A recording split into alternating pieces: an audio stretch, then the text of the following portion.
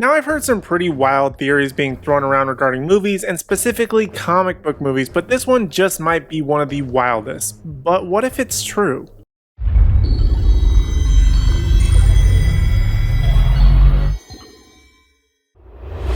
Hey Nerding Nation, superhero nerd Aaron Waller here, and today I wanted to talk about a bit of a wild theory going around the internet involving Tony Stark, Doctor Strange in the Multiverse of Madness, and Tom Cruise. I honestly never thought that I would say those three things in the same sentence, but here we are. Now, it's been reported that Robert Downey Jr. may reprise his role as Tony Stark, albeit likely a variation of Tony Stark in the upcoming Doctor Strange in the Multiverse of Madness. But there's an even more wild rumor and even a set photo to quote-unquote back it up, showing what appears to be Tom Cruise on a set with a Stark-esque goatee and a motion capture suit. Now, you have to take this with a bit of a grain of salt, as the image is very blurry from very far away and only vaguely looks like Tom Cruise. Honestly, it could be any funny looking guy on a movie set. That's at least what it looks like to me. But this one is a bit out of left field, as Cruise stated back in 2016 during an interview on Jimmy Kimmel that he enjoys superhero movies, but he does mission and reacher movies, very different kinds of movies. Of course, this was 5 years ago, and a lot can certainly change in that time, especially considering everybody and their mother is in a superhero or a superhero franchise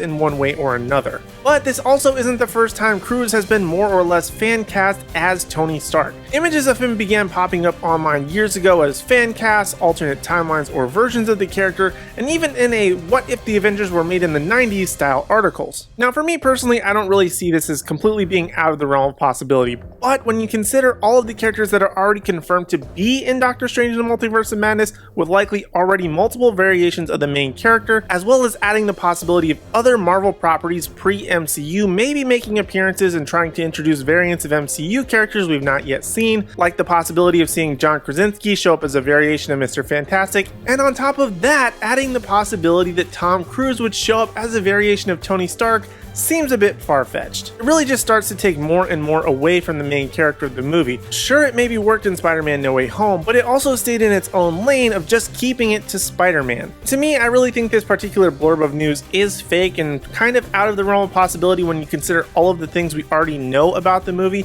It just becomes more of a fan's fever dream and less of a Doctor Strange movie if more than 1 to 2 of these theories do end up being true. But who knows, we could always be surprised by Marvel and crowds could go nuts all over again. But if that's the case, just change the name to the Multiverse of Madness and leave the specific character out of it. And if Marvel just wants big reactions from audiences like they were able to get in Endgame or No Way Home, then they're already losing sight of making a good story that fans old and new will love and be able to watch over and over again, making the entire experience of going to see a Marvel movie become more of a "what surprises will they have in store this time that I'll get excited about," rather than "I hope this is a good movie."